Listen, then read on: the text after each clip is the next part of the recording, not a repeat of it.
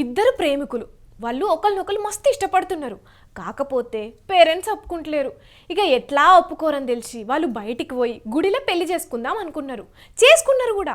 ఇక ఇంతల్నే parents entry. ఎందుకంటే వాళ్ళని విడగొట్టి తీసుకుపోదామని. అప్పుడు పిల్లగాడు పిల్ల చేయి పట్టుకొని ఒక్కటే రన్నింగ్. అప్పుడు పేరెంట్స్ వాళ్ళ వెనక ఉరుకుడు. ముందు వాళ్ళు వెనక వీళ్ళు.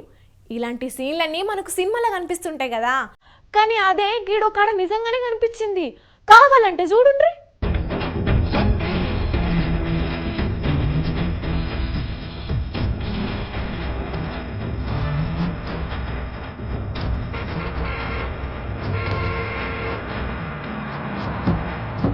శంభో శివ శంభో అన్న పాట యాదికొస్తున్నదిలే. సేమ్ అదే సినిమాలా సీనే రిపీట్ అయినట్టున్నది. ముందు ప్రేమికులు వెనక పేరెంట్స్ ఒక్కటే రన్నింగ్.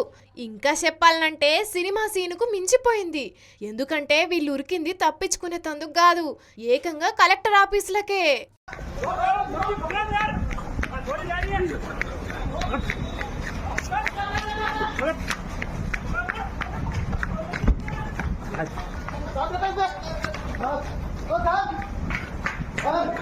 అవును, రాజస్థాన్ రాష్ట్రంలా జరిగింది. ఈ పిల్లగాడు మనసారా లవ్ చేసుకున్నారు.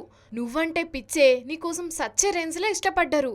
నువ్వు నేను ఒకటైతే నాకెంతో ఇష్టం అని పిల్లంటే, నువ్వు అవునంటే నేను కాదంటానా అని ఇద్దరికిద్దరు ఇంట్లో నుంచి బయటకు వచ్చి గుళ్ళకు పోయి లగ్గం చేసుకున్నారు. ఇంతల్నే ముచ్చట పిల్లోళ్ళ నాయనకు తెలిసింది.